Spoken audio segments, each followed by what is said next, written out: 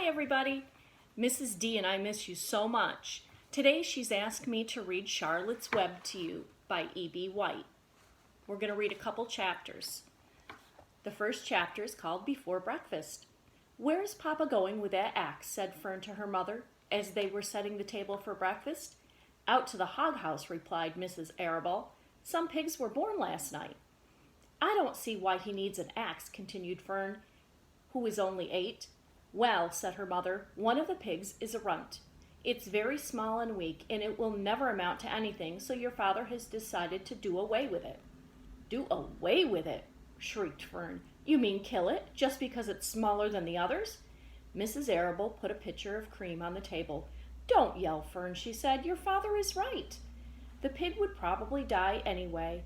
Fern pushed a chair out of the way and ran outdoors. The grass was wet, and the earth smelled of springtime. Fern's sneakers were sopping by the time she caught up with her father. That means they were very wet, her sneakers were. "Please don't kill it," she sobbed. "It's unfair." Mr. Arable stopped walking. "Fern," he said gently, "you will have to learn to control yourself." "Control myself!" yelled Fern. "This is a matter of life and death, and you talk about controlling myself?" There's a picture of Fern and her dad. Tears ran down her cheeks, and she took hold of the axe and tried to pull it out of her father's hand. "Fern," said Mr. Arable, "I know more about raising a litter of pigs than you do. A weakling makes trouble. Now run along." "But it's unfair," cried Fern. "The pig couldn't help being born small, could it? If I had been very small at birth, would you have killed me?"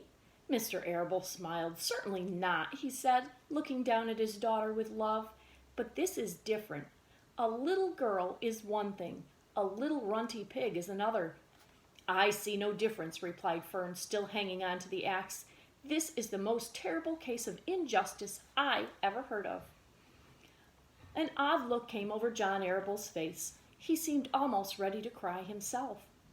"All right," he said. "You go back to the house, and I will bring the runt when I come in.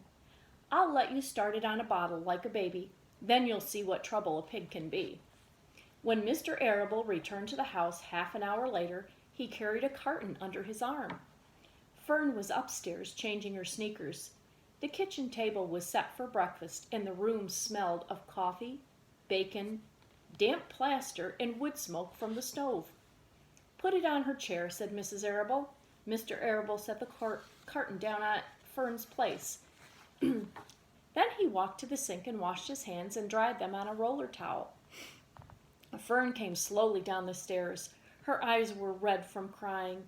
As she approached her chair, the carton wobbled, and there was a scratching noise. Fern looked at her father. Then she lifted the lid of the carton. There, inside, looking up at her, was a newborn pig. It was a white one. The morning light shone through its ears, turning them pink.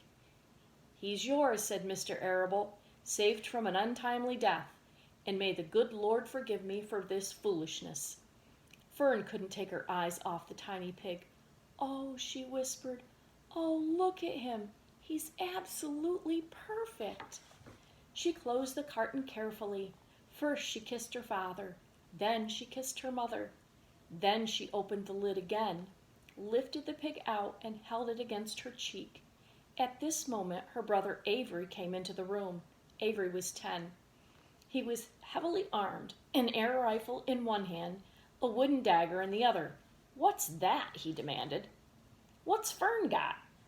"She got a guest for breakfast," said Mrs. Arable. "Wash your hands and face, Avery." "Let's see it," said Avery, setting his gun down.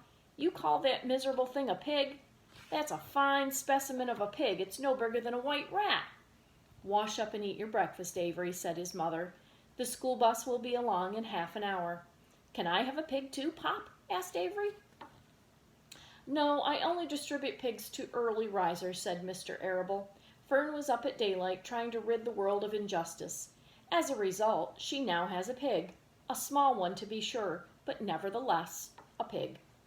It just shows what can happen if a person gets out of bed promptly. Let's eat." But Fern couldn't eat until her pig had had a drink of milk. Mrs. Arable found a baby's nursing bottle and a rubber nipple. She poured warm milk into the bottle, fitted the nipple over the top, and handed it to Fern. "Give him his breakfast," she said. A minute later, Fern was seated on the floor in the corner of the kitchen with her infant between her knees, teaching it to suck from the bottle. The pig, although tiny, had a good appetite and caught on quickly. The school bus honked from the road. "Run!" commanded Mrs. Arable, taking the pig from Fern and slipping a donut into her hand. Avery grabbed his gun and another donut. The children ran out to the road and climbed onto the bus.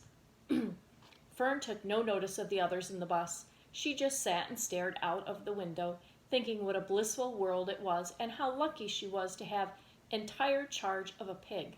By the time the bus reached school, Fern had named her pet, selecting the most beautiful name she could think of. "Its name is Wilbur," she whispered to herself. She was still thinking about the pig when the teacher said, "Fern, what is the capital of Pennsylvania?" "Wilbur," she replied dreamily. The pupils giggled, and Fern blushed. Here is the picture of Wilbur and Fern. She's sitting on the floor feeding the pig.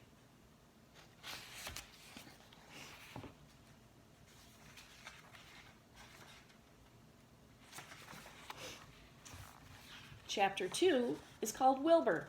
Fern loved Wilbur more than anything. She loved to stroke him, to feed him, to put him to bed. Every morning, as soon as she got up, she warmed his milk, tied his bib on, and held the bottle for him. Every afternoon, when the school bus stopped in front of her house, she jumped out and ran to the kitchen to fix another bottle for him. She fed him again at supper time and again just before going to bed. Mrs. Arable gave him a feeding around noontime each day when Fern was away in school. Wilbur loved his milk, and he was never happier than when Fern was warming up a bottle for him. He would stand and gaze up at her with adoring eyes. For the first few days of his life, Wilbur was allowed to live in a box near the stove in the kitchen. Then, when Mrs. Arable complained, he was moved to a bigger box in the woodshed. At 2 weeks of age, he was moved outdoors. It was apple blossom time, and the days were getting warmer. Mr. Arable fixed a small yard specially for Wilbur under an apple tree, and gave him a large wooden box full of straw with a doorway cut in it so he could walk in and out as he pleased. "Won't he be cold at night?" asked Fern. "No," said her father. "You watch and see what he does." Carrying a bottle of milk, Fern sat down under the apple tree inside the yard. Wilbur ran to her, and she held the bottle for him while he sucked. When he had finished the last drop, he grunted and walked sleepily into the box. Fern peered through the door. Wilbur was poking the straw with his snout. In a short time, he had dug a tunnel in the straw. He crawled into the tunnel and disappeared from sight, completely covered with the straw. Fern was enchanted. It relieved her mind to know that her baby would sleep covered up and would stay warm. And here's a picture of Fern and Wilbur under the apple tree.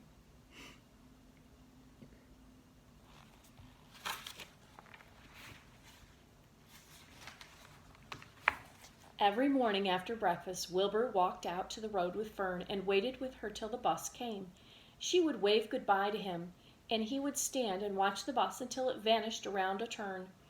While Fern was in school, Wilbur was shut up inside his yard, but as soon as she got home in the afternoon, she would take him out, and he would follow her around the place.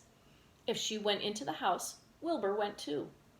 If she went upstairs, Wilbur would wait at the bottom step until she came down again. If she took her doll for a walk in the doll carriage, Wilbur followed along. Sometimes on these journeys, Wilbur would get tired, and Fern would pick him up and put him in the carriage beside her doll. He liked this, and if he was very tired, he would close his eyes and go to sleep under the doll's blanket. He looked cute when his eyes were closed, because his lashes were so long. The doll would close her eyes too, and Fern would wheel the carriage very slowly and smoothly, so as not to wake her infants. One warm afternoon, Fern and Avery put on bathing suits and went down to the brook for a swim. Wilbur tagged along at Fern's heels. When she waded into the brook, Wilbur waded in with her. He found the water quite cold, too cold for his liking. So while the children swam and played and splashed water at each other, Wilbur amused himself in the mud along the edge of the brook, where it was warm and moist and delightfully sticky and oozy. Every day was a happy day, and every night was peaceful.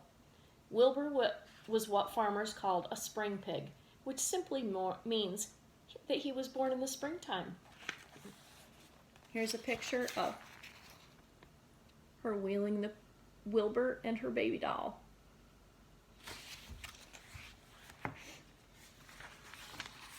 When he was 5 weeks old, Mr. Arable said he was now big enough to sell and would have to be sold.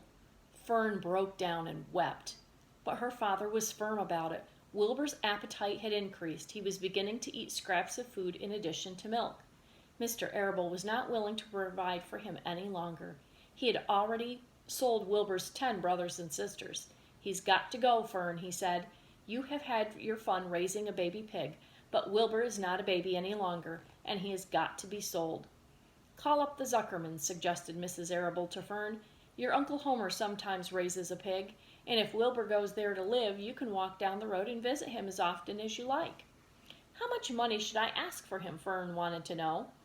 "Well," said her father, "he's a runt. Tell your Uncle Homer you've got a pig you'll sell for $6 and see what he says." It was soon arranged. Fern phoned and got her Aunt Edith, and her Aunt Edith hollered for Uncle Homer, and Uncle Homer came in from the barn and talked to Fern. When he heard that the price was only $6, he said he would buy the pig.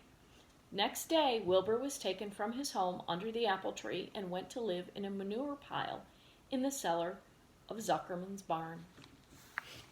That's the end of chapter 2.